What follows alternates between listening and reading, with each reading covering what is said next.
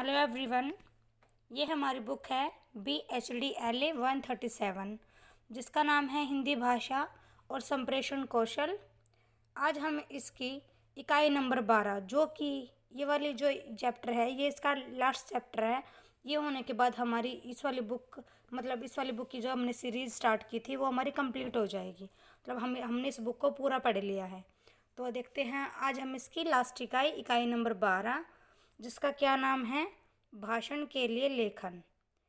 कि जब हम भाषण के लिए लिखते हैं तो हमें किस टाइप से हमको लिखना होता है, ये सब कुछ हम पढ़ेंगे आज इस वाले चैप्टर में। सबसे पहले भाषा के बारे में बता रखा है कि भाषा के क्या क्या भेद होते हैं या फिर भाषा के कौन कौन से कार्य होते हैं। भाषा सामाजिक संप्रेषण का सबसे प्रबल साधन है। मतलब एक लैंग्वेज ही ऐसी होती है जो हमारे सोशल कम्युनिकेशन के लिए एक बहुत ही अच्छा मीडियम होती है, बहुत ही अच्छा एक साधन होती है। भाषा का एक प्रकार्य सामान्य होता है, अर्थात मतलब भाषा के इन्होंने यहाँ पे दो कार्य बता रखे हैं। एक तो सामान्य बता रखा है और एक इन्होंने यहाँ पे विशिष्ट बता रखा है। तो सबसे पहले हम देखते हैं सामान्य वाला कि सामान्य कार्य भाषा का क्या होता है। वह हमारे दैनिक जीवन की संप्रेषण संबंधी ज़रूरतों को पूरा करता है, जैसे हाल चाल पूछना, स्वागत करना, बातचीत करना। मतलब ये सब क्या है, ये सब हमारी ये भाषा का सामान्य कार्य है। सामान्य इसका प्रकार्य है जो हम डेली रूटीन लाइफ में यूज़ करते हैं। जैसे हम बात कर रहे हैं तो वो भी हमारे भाषा का सामान्य कार्य है। भाषा का दूसरा प्रकार्य विशिष्ट होता है।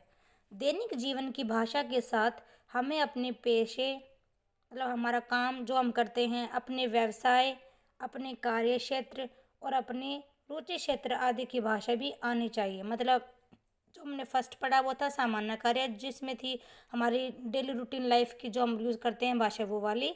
और जो विशिष्ट कार्य है वो क्या है, जो ऑफिशियल होता है, जो औपचारिक होता है, वो सब हमारे विशिष्ट कार्य होते हैं भाषा के हमारे लिए।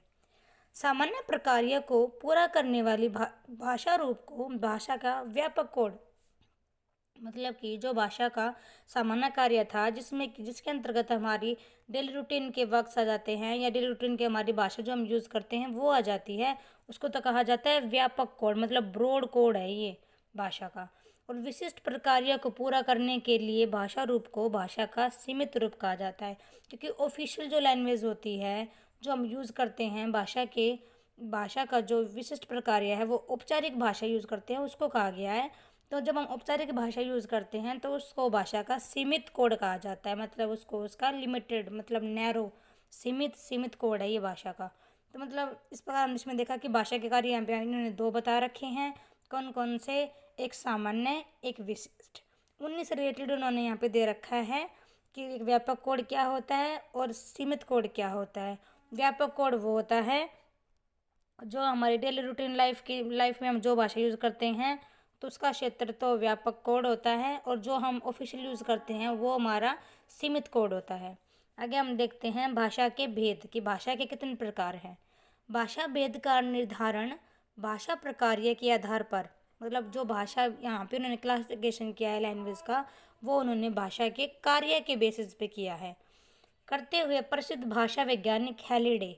मतलब ये जो वर्गीकरण है ये वाला जो जिसके बारे में हम अभी बात करेंगे, ये किसने कौन से वैज्ञानिक ने किया है। एक थे प्रसिद्ध भाषा वैज्ञानिक हैलिडे, उन्होंने ये वाला वर्गीकरण किया है जिसके अंतर्गत उन्होंने भाषा के कितने भेद बताए हैं, 4 भेद बताए हैं। सबसे पहले हैं वार्ता क्षेत्र कि ये वार्ता कहाँ हो रही है, बात करने का क्षेत्र क्या है या उसका एरिया क्या है। नंबर सेकंड इज़ वार्ता प्रकार कि वार्ता किस टाइप की हो रही है, मतलब दो इंसानों के बीच में हो रही है या पूरे ग्रुप के बीच में हो रही है, वार्ता का प्रकार। नंबर थर्ड इज़ वार्ता शैली कि वार्ता किस शैली में हो रही है, ये चीज़ हमको बतानी है। और फोर्थ है वार्ता के घटक कि वार्ता के घटक क्या क्या हैं, कौन कौन से हम यूज़ कर रहे हैं यहाँ पर। तो इस प्रकार जो ये हमारे प्रसिद्ध भाषा वैज्ञानिक थे हैलिडे, इन्होंने 4 भाषा के प्रकार बताए हैं जो जो जिसके बारे में हमने अभी पढ़ा। फर्स्ट क्या है, वार्ता क्षेत्र, सेकंड वार्ता प्रकार, फोर्थ वार्ता शैली और थर्ड वार्ता शैली और फोर्थ वार्ता घटक। अब हम आगे देखते हैं प्रयोक्ति कि प्रयोक्ति क्या होता है। प्रयुक्त भाषा की वह इकाई है जो वाक्य से बड़ी होती है। मतलब जो ये प्रयुक्ति होती है ये हमारी भाषा की इकाई है जो सेंटेंस से थोड़ी सी बड़ी होती है और जिसके कथ्य में आंतरिक संयोजन तथा वाक्यों के संदर्भ और तर्कपूर्ण अनुक्रम रहता है। मतलब उसके अंतर्गत हमको मतलब वो हमारे सेंटेंस से रिलेटेड होगी और उसमें हम कंसेप्ट पूर्वक मतलब एक सीरीज होती है। ऐसा नहीं कि कहीं से कुछ कहीं से कुछ, वो पूरा एक उसके लिए एक अनुक्रम होता है, वो एक क्रम का पालन करती है। तो ये होता है प्रयोक्ति। आगे हम देखते हैं भाषण की भाषा और उसका लेखन। कि जो भाषण होता है, जो स्पीच जिसको हम इंग्लिश में बोलते हैं, उसकी भाषा क्या होनी चाहिए और उसका लेखन हमको कैसे करना चाहिए। भाषा के विविध प्रयोजनों में से एक जरूरी और लोकप्रिय प्रयोक्ति रूप प्रयोक्ति को हम डिस्कोर्स बोलते हैं। डिस्कर्स या डिस्कोर्स, जो डिस्कोर्स टाइप है वो है भाषण। मतलब भाषा के विविध प्रयोजनों में से जरूरी और लोकप्रिय जो फेमस एक टाइप है डिस्कोर्स है वो है भाषण। आधुनिक युग में भाषण विचार संप्रेषण का सशक्त माध्यम है।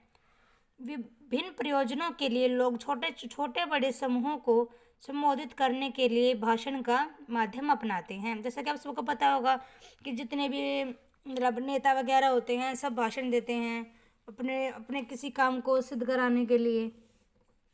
भाषण लेखन में निम्न बातों पर ध्यान देना चाहिए। जब हम भाषण लिख रहे होते हैं तो हमको इन 3 कंसेप्ट पे ध्यान जरूर देना चाहिए। सबसे पहले है व्याकरण, मतलब व्याकरण ठीक होनी चाहिए जो हम लिख रहे हैं उसके बारे में। नंबर सेकंड है स्पष्टता, मतलब क्लियरिटी होनी चाहिए, बिल्कुल साफ लिखें, जो कहना चाहते हैं सिर्फ वही लिखें, इधर उधर की बातें ना लिखें। नंबर थर्ड इज प्रभावशीलता, उसमें इफेक्टिवनेस होनी चाहिए, ऐसा लगे कि हाँ मतलब सुनने वाले को पर उसका प्रभाव हो, वो उस पर अपनी छाप छोड़ जाए। तो इस प्रकार हमने देखा ये थी भाषण की भाषा। ये मतलब कि भाषण एक क्या है, भाषण एक कला होती है और भाषण कला के द्वारा हम आत्मविकास कर सकते हैं अपना और हम लोगों को भी आकर्षित कर सकते हैं। किसके थ्रू? भाषण के थ्रू स्पीच के थ्रू हम अपने आत्मविश्वास को बढ़ा सकते हैं। आगे देखते हैं हम अभी समाचार की भाषा और उसका लेखन। कि जो समाचार जो न्यूज़ होती है उसकी भाषा कैसी होती है, उसका लेखन कैसे किया जाता है। आधुनिक युग में समाचार का भी संप्रेषण में महत्वपूर्ण स्थान है। सूचनाओं का संप्रेषण समाचार का प्रमुख कार्य है और यह संप्रेषण विचारों, अनुभूतियों और भावनाओं को भाषा के माध्यम से सूचनात्मक रूप देकर संपन्न करता है। आप सभी को पता है कि न्यूज़ कितनी इम्पोर्टेंट होती है सभी के लिए। वो हमको मतलब अवगत कराती है कि हमारे समाज में क्या चला हुआ है, हमारे देश में क्या चला हुआ है, इवन हमारे वर्ल्ड में क्या चला हुआ है, हमको इस बात का न्यूज़ के थ्रू हमको पता चल जाता है।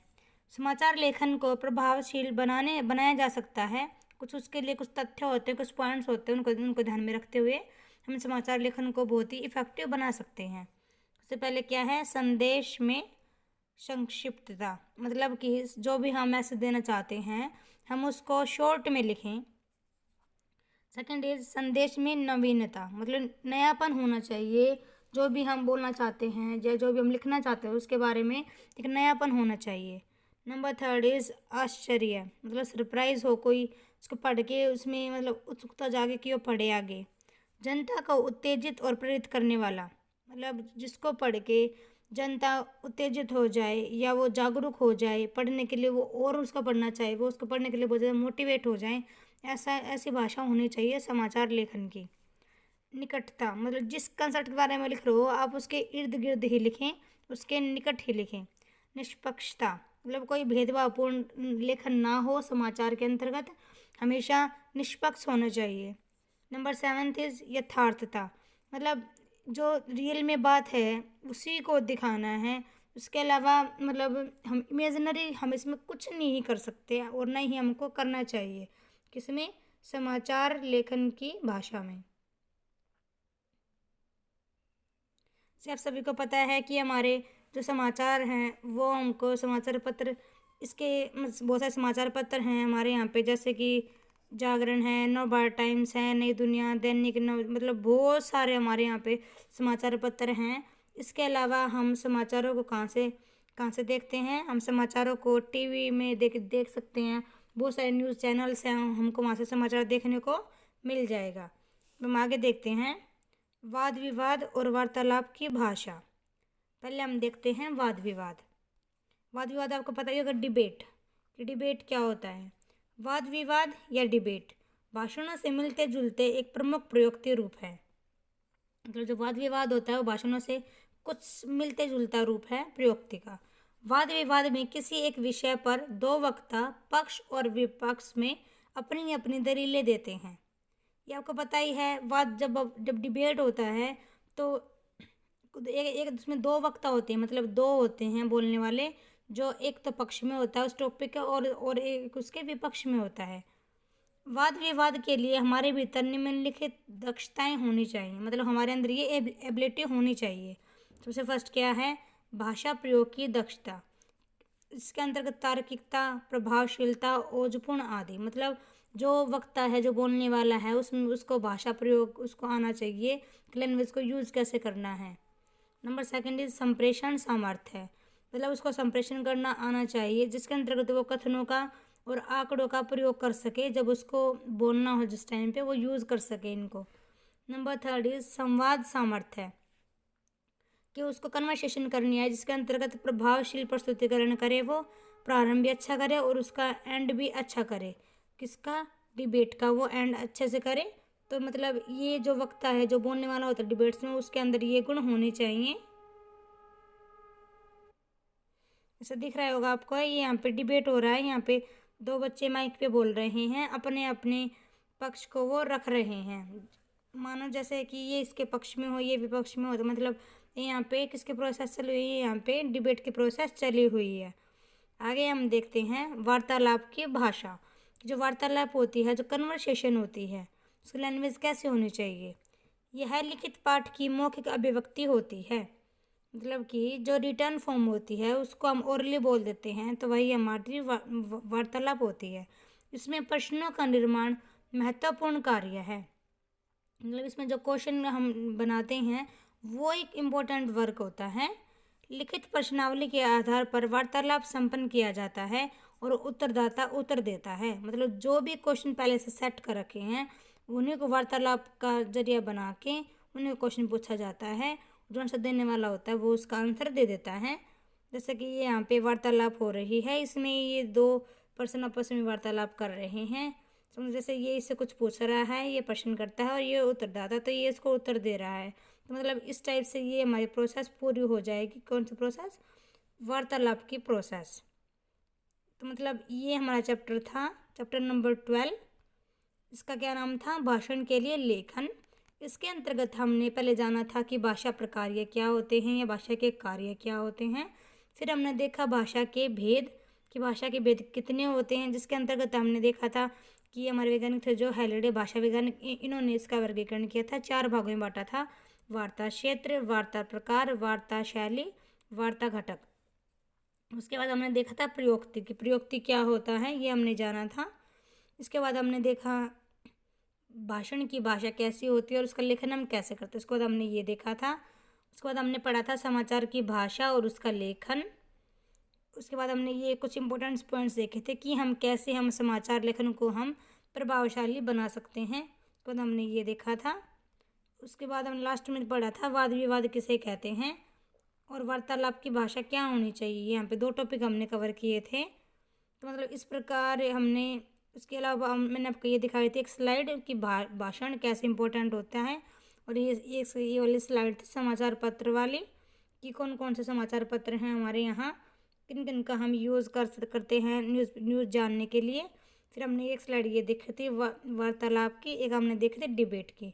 मतलब इस प्रकार हमारी जो ये थी इकाई नंबर 12 ये कंप्लीट हो गई है, और ये हमारी इस वाली बुक की लास्ट इकाई थी।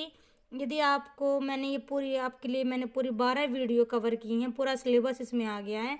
यदि आपके लिए थोड़ा बहुत भी यदि ये हेल्पफुल रहा हो तो प्लीज़ लाइक करें, सब्सक्राइब करें। Thank you everyone.